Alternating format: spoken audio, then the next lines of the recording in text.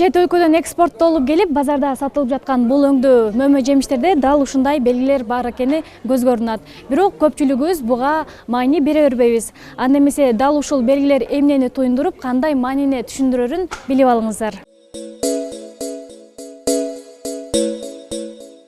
Жемиштин чаптамасындагы сандар 9 менен башталып, 5 сандуу болсо, органикалык ыкмалар менен өстүрүлүп, пестициддер жана жер семирткичтер кошулган эмес дегенди түшүндүрөт. Мындай жемиштерди пайдаланууда эч кандай кооптонуу жок. Ал эми 8 санынан башталган 5 сандуу жашылча жемиштер ГМО азыктарынын катарында экендигин билдирет. Барыңыздарга маалым болгондой, ГМО азыктары жасалма жол менен алынып, пайдасынан зыяны көп. Андыктан мындай азыктардан алыс эле болгонуңуз оң.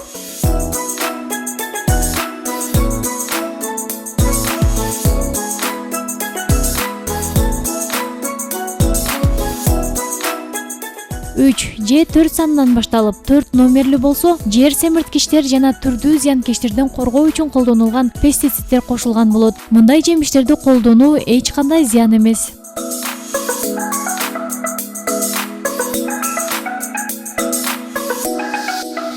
Базар аралап жүрүп, кээ бир жемиштерде лазердик сүрөттүн бар экенин байкап калабыз. Ал жемишке темирдин гидроксидтеринен жана оксидтердин жардамы менен түшүрүлөт. Бирок жемиштин ичине өтпөйт. Андыктан кооптонуунун кереги жок. Бул көбүнчө анар, коон, апельсин, банандарда болот. Мындай кодду жашылча жемишти өндүргөн компаниялар товардын башка товарлар менен алмашып кетпөсү үчүн колдонушат.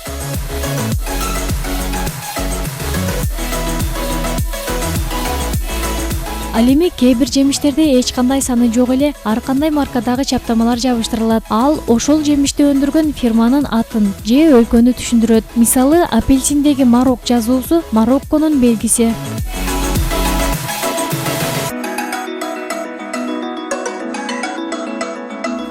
Ананда айтып кетүүчү нерсе, жашылча жемиштердеги чаптамалар тамак-аш кагазынан жасалат. Ошондуктан аларды жеп алса да организм үчүн коркунучу жок. Ошондой эле анын клейи да тамак-ашта колдонулгандыктан ден соолукка зыянсыз. Бирок кандай гана мөмө жемиш болбосун, аны көпкө сактабай, жаңы кезинде таза жууп, андан соң гана дасторконго коюңуз.